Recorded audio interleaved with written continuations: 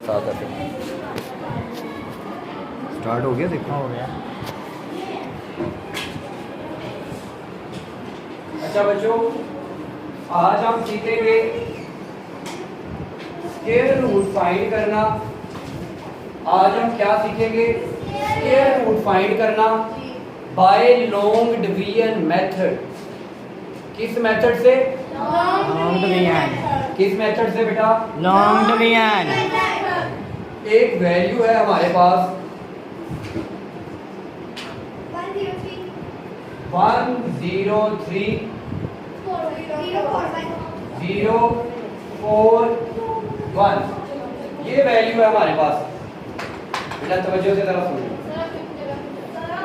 थोड़ा सा इधर। बेटा आपको पता है कोई भी क्वेश्चन करने से पहले हम यहाँ पे क्या लिखते हैं? सॉल्यूशन लिख देते हैं हम पहले। सॉल्यूशन लिखने के बाद हम क्या करते हैं? तो मैं एक दफा अमाउंट जो है ना वो नीचे लिख देता हूँ 103041। ये वैल्यू लिख ली। वैल्यू लिखने के बाद आपको पता है हम लॉन्ग डिवीजन का साइन लगा देते हैं, ऐसे ही है ना? तो ये मैंने लॉन्ग डिवीजन का एक साइन लगा दिया,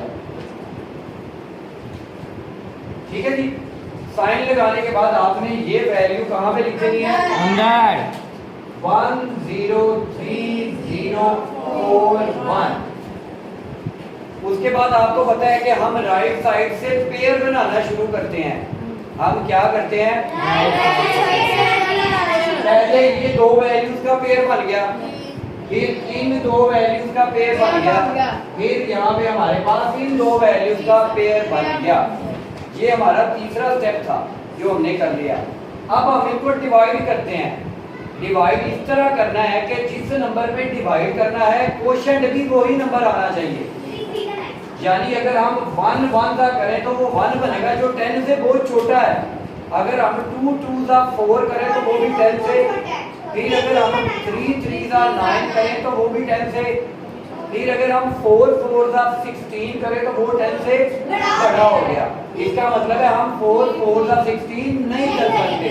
तो हम यहाँ पे क्या लिखेंगे? 3 3 का 9। अब 10 में से 9 कर देंगे माइनस। तो 10 में से जब 9 माइनस करें तो क्या बचेगा हमारे पास? 1 बचेगा। अब हम अगला पेयर कहाँ ले लेंगे? नीचे ले आते हैं जी इस पेयर को, यानी इस पेयर को मैंने नीचे ले आना है। ये बन गया 130। अब हमने डिवाइजर और क्वोशिएंट को आपस में प्लस कर लेना है। 3 और 3 6। यहाँ पे हम क्या लिख देंगे? 6 लिख देंगे। समझ आ गई इतनी बात थी। अब 6 के साथ अगर हम 1 लगाएं तो इसे मल्टीप्लाई भी 1 के साथ ही करना पड़ेगा। तो मल्टीप्लाई करके लिखते हैं 1 1 का और 1 6 का। ये तो 61 आ गया और ये 130 बहुत छोटा है। अगर हम 6 के साथ 2 लगाएं तो मल्टीप्लाई भी किसके साथ करेंगे? 2 के साथ। अब 2 2 का 4 और 2 6 का, तो ये 124 बन गया जो इससे छोटा है। अगर 6 के साथ हम 3 लगाएं तो इसको मल्टीप्लाई भी, तो 3 3 का 9 और 3 6 का, ये बड़ा है। ये बड़ा हो गया। ये तो हम मल्टीप्लाई कर नहीं सकते, तो किससे मल्टीप्लाई करेंगे? 2 से। इसका मतलब है यहाँ पे भी 2 लगाएंगे और नीचे भी। यहाँ पे भी। अब इस 2 को इन दोनों के साथ जब मल्टीप्लाई करेंगे तो क्या आएगा? 124। तो यहाँ पे मैं लिख देता हूँ 124। अब 130 में से माइनस कर देंगे 124। देखो 0 में से 4 माइनस हो सकते हैं, तो हम यहाँ से 1 कैरी करेंगे। ये 10 बन गए, यहाँ पे 2 रह गए। 10 में से 4 गए तो 2 में से 2 गए तो 1 में से 1 गए तो, और लेफ्ट साइड वाले 0, इसलिए हम यहाँ पे लेफ्ट साइड वाले 0 नहीं लिखे। अब ये वाला पेयर जो है ना हम नीचे ले आएंगे बेटा। अब कौन सा पेयर नीचे ले आएंगे? तो ये मैं यहाँ पे 41 लिख देता हूँ। अब 62 में प्लस कर देंगे ये वाला 2, तो ये क्या बन जाएगा? 64 बन गया। अब 64 के साथ मैं क्या लगाऊं? 1 लगाऊं, तो 1 से ही मल्टीप्लाई करना पड़ेगा। तो तो 1 1 दा 1 1 4 दा 4 1 6 दा 6।